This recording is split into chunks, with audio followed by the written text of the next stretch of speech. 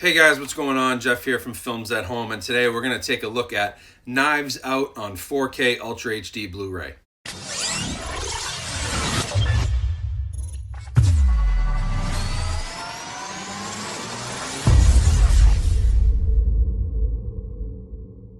Hey everyone, so thank you for coming back to the channel. In today's video, like I said, we're going to review Knives Out on 4K Blu-ray. This just released today as I'm shooting this video, Tuesday, February 25th. So sorry for the delay. I've had it sitting here, but I've been running around for work and I had a lot going on, so I'm a little late on this review, but it is what it is. But hopefully a lot of you guys picked this up today. Maybe a lot of you are waiting to pick it up to hear from other reviewers and myself on what the quality is. So we're going to cover that, the visual quality, the audio, and then go into some of the packaging and special features. If you do like that sort of stuff, Blu-ray and 4K, if you like collecting movies, if you like home theater stuff, you'll probably like this channel, so please consider subscribing. Like this video if you enjoyed what I had to say, and always leave me a comment. Let me know what you guys thought about Knives Out. Although I will say this on this video, if I get a bunch of comments about Rian Johnson ruining Star Wars, I'm just going to ignore them because it's been done to death and we can leave the poor guy alone now. He made a pretty decent movie with Knives Out, so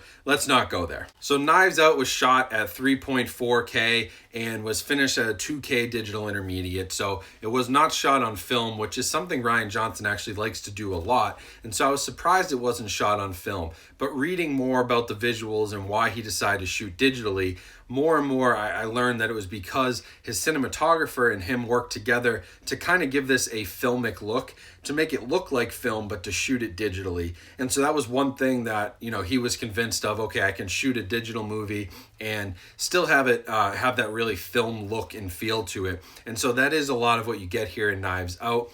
I honestly, if you didn't know any better, you might jump into this and say, oh, that was shot on film, because it has sort of that feel, but it doesn't have the grain, so that's an obvious giveaway. But besides that, it has that look and feel. But that being said, being shot on film, this would have been a better presentation. It's fairly sharp, it's pretty sharp, but again, the question here is, if you're going out to buy this and there's an excellent 1080p Blu-ray and then there's a 4K Blu-ray next to it for $6 more, is it worth the $6 more to upgrade?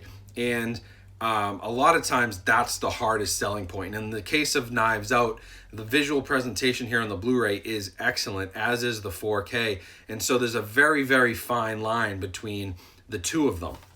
Now, I will say that the use of the HDR on this is probably the reason why you'd upgrade. It has Dolby Vision HDR. It's a really nice presentation, and it does add to it, especially a movie like this where there are pops of color in almost all of the characters. It's almost like Clue. Even if you look at the cover, you can see like everyone's wearing like a different color, and those pops of color really stand out in the movie with the HDR, and that helps a lot. But in terms of resolution and detail, you're not getting a whole lot on the 4K in my opinion. And so it's going to come down to, first off, whether your TV or display can handle Dolby Vision HDR. And if it can't, like my projector, my display can handle it, or one of my displays, not the one in this room, so I have to go check it on another display when I do Dolby Vision reviews.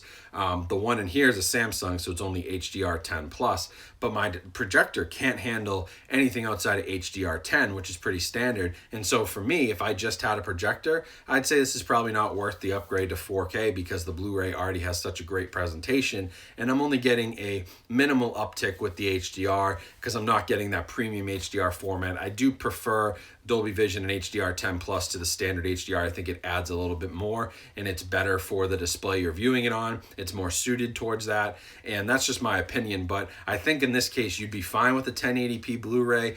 But if you are a big HDR fan, you will get a better experience with the 4K. So I'm going to leave that one up to you guys. It's whether you can budget for it or not, really, when it comes to the visuals. The one nice thing that Knives Out does have going for it is that it's a full screen aspect ratio, 1.85 to 1. Did I say that right? 1.85 to 1. Yeah, 16:9 presentation. Going to fill your screen, no black bars. And so a lot of people really like that open matte aspect ratio, fills your whole screen. You get the most use of your display, and you will get that here, so that's really nice. Now on audio, you are getting a Dolby Atmos track, and you are getting that on the Blu-ray as well. And so there isn't a real audio upgrade between the two.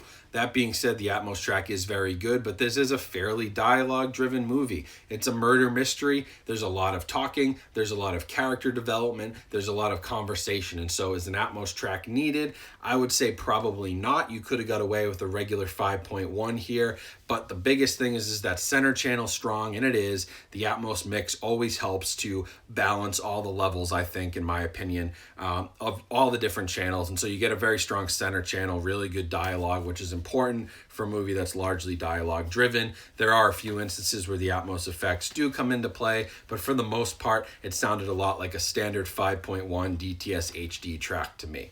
Now, packaging wise, I've got the standard 4K here. There is also a 4K Steelbook at Best Buy. They did a really weird thing. They kind of went with like this Avengers Marvel cover where we just stuck everybody on the cover because it's such a popular cast. I can't really blame them. And then on the inside, it does come with the digital copy, which redeems in 4K, and actually some decent artwork on the discs. I really like what they did here with both the 4K and the Blu-ray disc, so that was nice to see.